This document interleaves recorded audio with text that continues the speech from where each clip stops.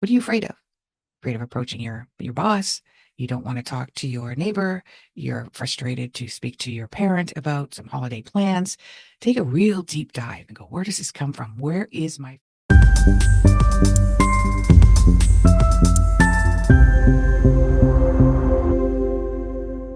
Hey everyone, it's Holly from Askhollyhall.com. We're going to talk today about the future of humanity in 2025.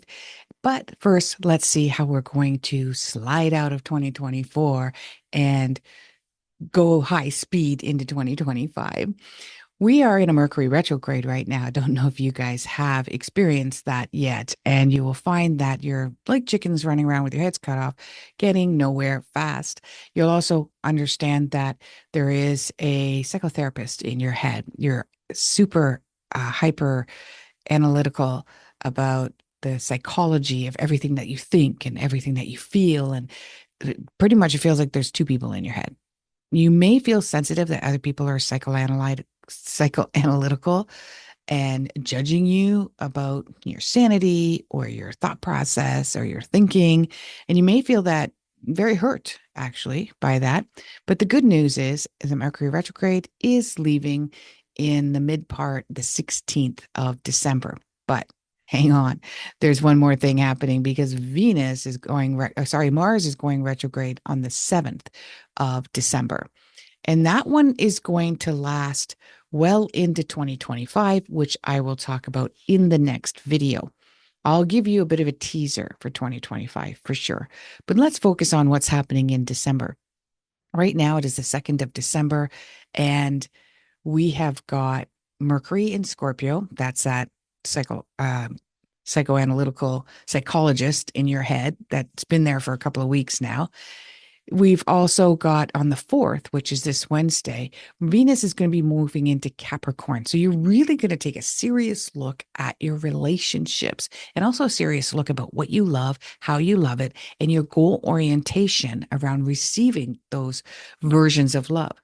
So it may be, depending on your house placement, where Capricorn is, or if you have some Capricorn or Cancer in your chart, you're going to be very moved by this. You're going to feel that people are the boss of you. People that you thought cared about you and loved you and nurtured you are trying to be the boss of you, and you don't really like it. And it might be a parental, it might be an actual boss in the workplace, or it may be just a nosy neighbor. And you've had enough of it. And you're really thinking, I'm the boss of me. And it's going to be there till the end of the December. It's not there for too long. And you're just going to feel like push comes to shove. Now, when Mars goes into retrograde, which is a couple of days later, Saturday the 7th, you're going to find yourself, this is in Cancer. So it's opposing this Capricorn energy. So you're going to feel very emotionally upset and hurt by this. Now, that psychoanalytical side of you is going to be quite supportive of it. To be honest with you, that's when it's going to start working in your favor. It's okay to take a deep dive to understand the triggers that you have and how is these triggers affecting you. A lot of it will be around family because of the holidays, the various holidays that are here. For they've started in the United States. It was just a couple of weeks ago. We had Thanksgiving, and then we have Hanukkah, and we have, oh my gosh, Christmas, and then we have Ramadan, and then we have Chinese New Year. So there's all these holidays that are going on that are affecting the family dynamic. And it's going to make you feel like the little girl, the little boy, the little child.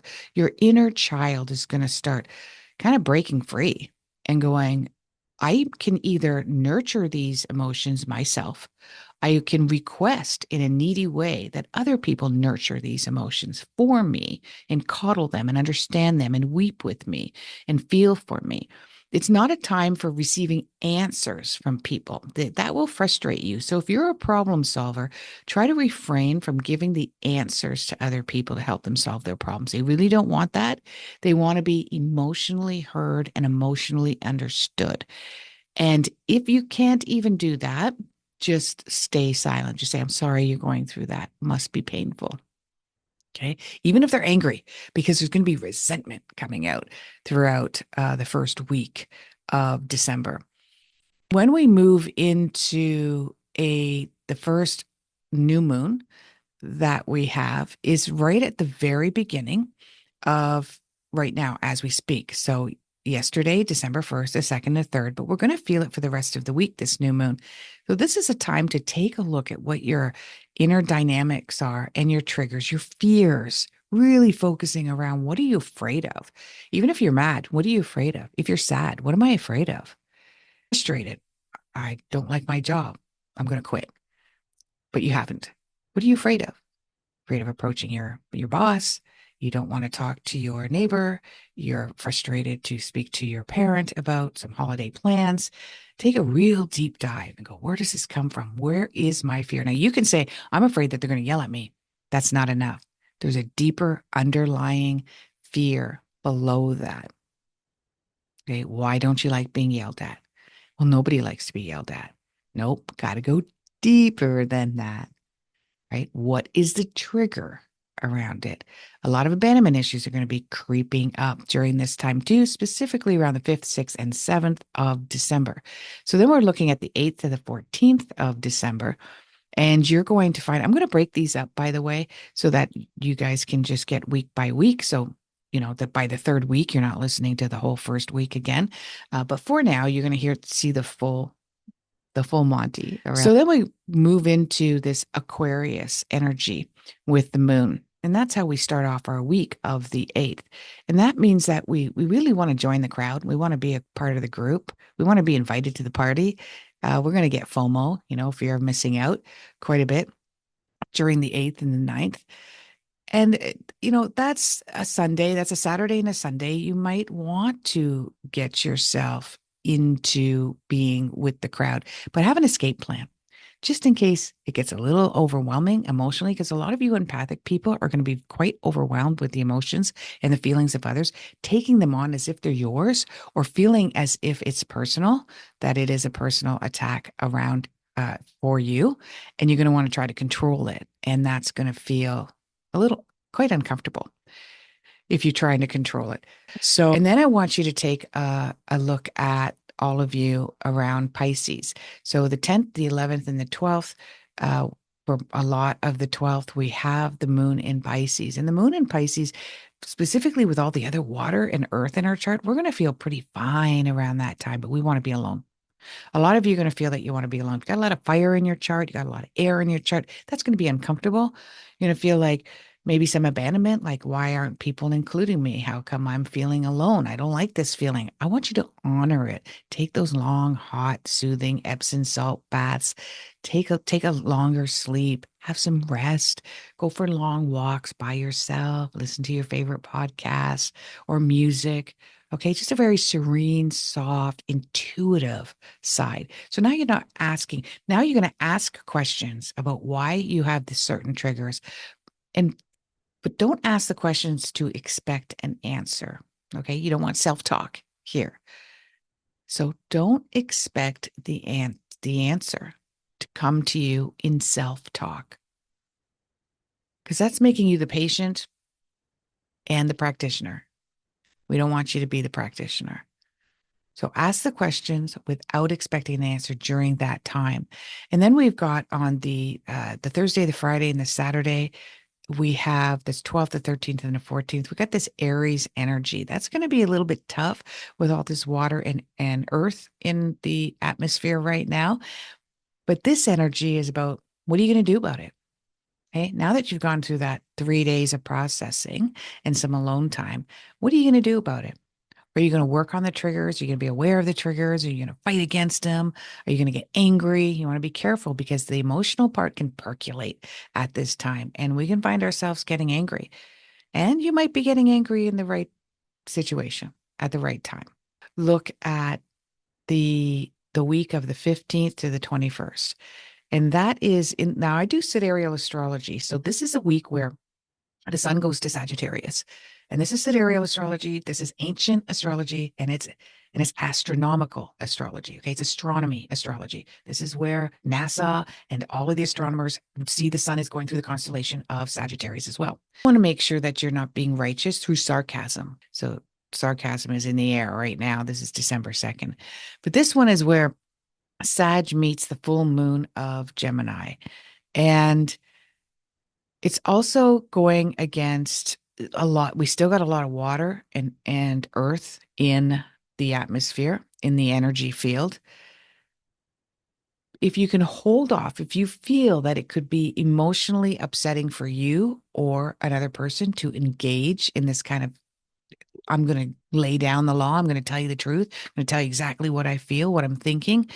If you feel it's going to be hurtful, you might want to hold off for a couple of days, because on the 18th and the 19th, we are going to have the moon in Cancer, and that will be a lot more comfortable to share your feelings. Your feelings. And you want to use that word a lot. I feel, I feel. If you can find a therapist, if you can find somebody to talk to, if you can get a little mini reading by me to really help you through this Cancer moon time. But it's also a time for self-nurturing and care, and to embrace the sadness. Watch a sad movie, have your favorite comfort food, and let yourself cry or bawl your eyes out or get emotional. Take that hot bath. Talk with a friend if you can about your sadness, because it's all around family. It's a 20th and a 21st and a 22nd leading up to Christmas. If you find yourself, this is the moon in Leo, and it is definitely going square with Mercury now it's back in out of retrograde, but it's not gone it's still in its shadow. Okay. And the shadow means it's got to go back to the original place where it started, which will be by the end of the year. However, there's a square here, and this can make it quite difficult for you to really understand the family dynamic. If you don't have a family, you've estranged yourself from it, you're going to feel very hurt and sad that everybody else has one but you. But rest assured, all those people that are 99% of those people that are getting together with their family are being triggered. You're escaping it. You can stay at home and have your own holiday. But other people are not escaping it. And they're faking it, they're making it, they're breaking it, they're just struggling through. The Christmas and the holidays are very challenging for a lot of people.